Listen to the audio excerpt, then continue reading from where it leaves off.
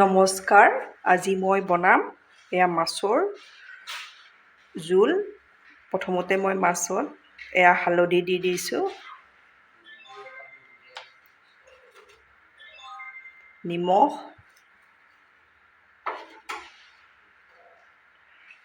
নেমুৰ ৰস এচামুচ দি দিছোঁ। মাছ মই এয়া সৰিয়হৰ সৈতে বনাম, আপোনালোকে চাই থাককচোন। এই মাছখিনি মই ভালদৰে ইয়াতে নেমু, হালধি আৰু নিমখৰ লগত সানি লওঁ। 10 মিনিট সময় ঢাকনিৰে ঢাকি মাছখিনি এইদৰে থৈ দিম। সৰিয়হখিনি মই মিক্সিত গুড়ি কৰি ল'ম। এয়া কেৰাহীত সৰিয়হৰ তেল দিছোঁ, তেলখিনি ভালদৰে গৰম কৰি ল'ব। এতিয়া মই মাছকেইপিচ দি দিম।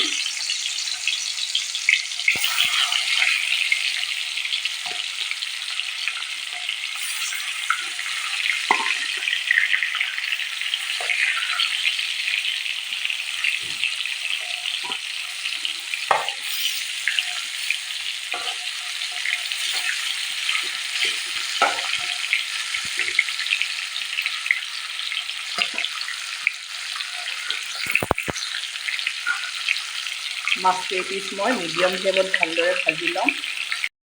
এয়া মোৰ মাছখিনি ভালদৰে ভাজি লোৱা হৈ গ'ল। এতিয়া মই মাছখিনি নমাই ল'ম। নমাই ল'লোঁ। এতিয়া মই এয়া মাছ ভজা কেৰাহীখনতে মাছৰ তৰকাৰীটো বনাম।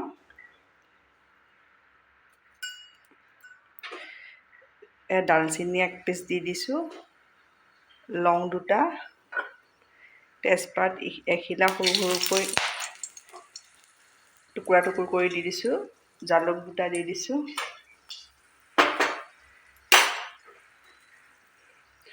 এয়া 5 ফোৰণ,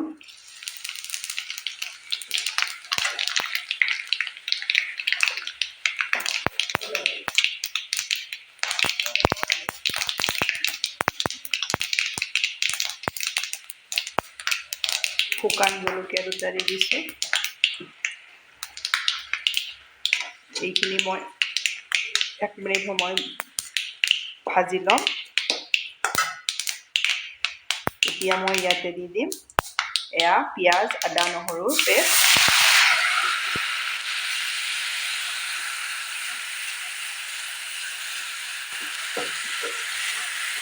এই মছলাখিনি মই ভালদৰে ভাজি ল'ম।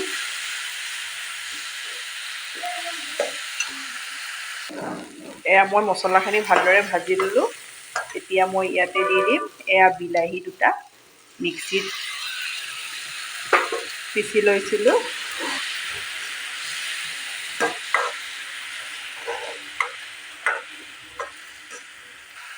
এয়া মই বিলাহীখিনিও ভালদৰে ভাজি ল'লোঁ মছলাৰ লগত। এতিয়া মই সৰিয়হৰ পেষ্টখিনি দি দিম।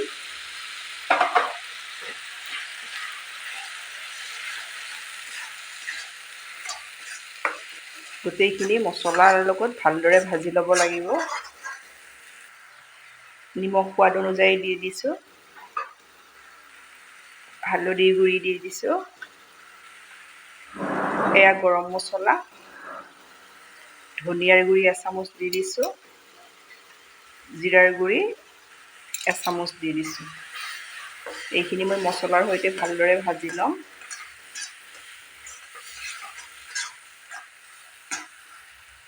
ইয়াতে মই আধা কাপ পানী দি মছলাখিনি আৰু ভালদৰে ভাজিম।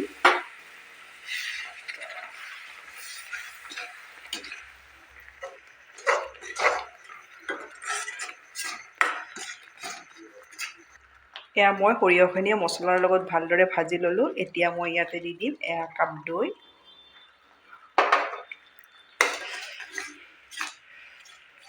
গেছৰ ফ্লেমটো মই ল' কৰি দিছোঁ।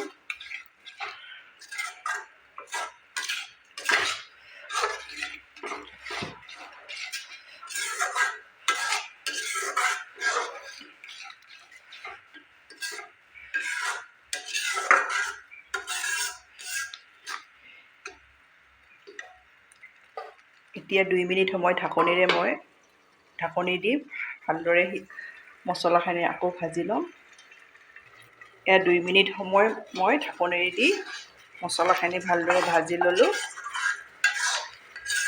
এতিয়া মই ইয়াতে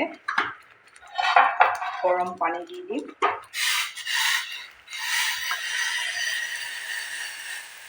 আপোনালোকৰ গ্ৰেভিটো আপোনালোকৰ ইচ্ছা অনুযায়ী পানীটো দি দিব।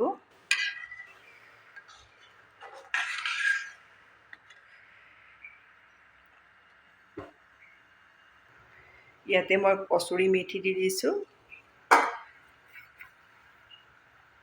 এয়া ধনিয়াৰ পাত মিহিকৈ কুটি দি দিছোঁ। এতিয়া মই ইয়াতে ভাজি থৈ দিয়া মাছ কেইপিচ দি দিম।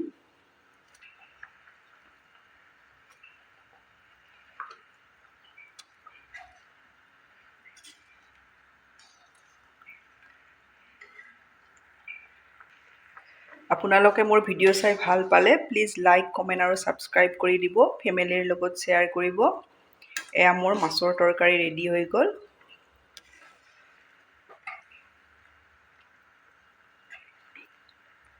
ধন্যবাদ আপোনালোকে মোৰ ভিডিঅ'টো শেষলৈ